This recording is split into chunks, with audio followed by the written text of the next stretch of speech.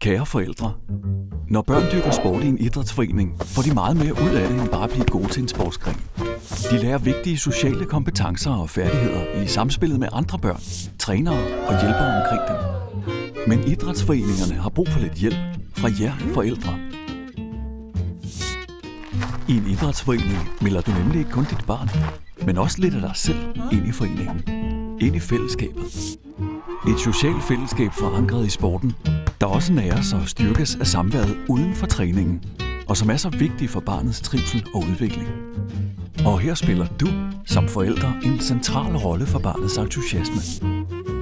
Hvis dit barn mærker, at du sætter dig ind i sporten og engagerer dig, styrker det både glæde, selvtillid og motivation.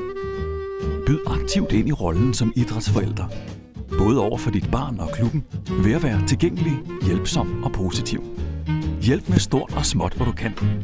Samle for eksempel kejler ind, eller hjælp med at pakke sammen efter træning. Kør eventuelt holdet til kamp eller stævne, eller vask holdtrøjerne bagefter. Eller tag måske endda initiativ til en grillpølse en helt almindelig torsdag efter træning. Så bliver dit barn gladere, sporten bliver sjovere, og idrætsforeningen bliver bedre. Velkommen i fællesskabet. Velkommen i foreningen.